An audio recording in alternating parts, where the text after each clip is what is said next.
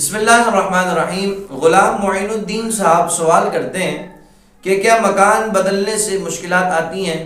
مثلا کہتے ہیں کہ بعض لوگ جب مکان شفٹ کرتے ہیں اور کسی دوسرے مکان میں جاتے ہیں تو مشکلات ان پر آ جاتی ہے، تو کیا مشکلات مکان کے تبدیل کرنے کی وجہ سے آتی ہیں یا نہیں؟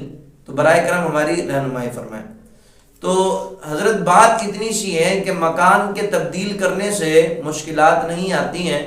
یہ لوگوں کی بدشگونی ہے کہ جب وہ اپنا مکان کہیں دوسری مقام پر شفٹ کرتے ہیں تو ان کے ذہن میں یہ بات ہوتی ہے کہ ہم نے جب مکان شفٹ کیا ہے تو ہم پر یہ کوئی معاملات، اگر کوئی آزمائش آ جائے یا کوئی معاملہ ہو جائے تو ان کے ذہن میں یہ بات ہوتی ہے کہ مکان شفٹ کیا ہے، اس وجہ سے یہ برائی ہم پر آ رہی ہے۔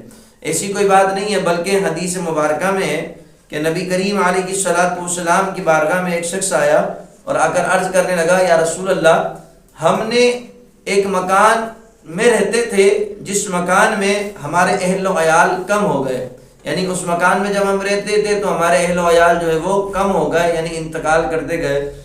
تو جب اس نے حضور سے یہ سوال کیا تو حضور علیہ الصلوۃ والسلام نے فرمایا، چھوڑو، ایسا کہنا بری بات ہے۔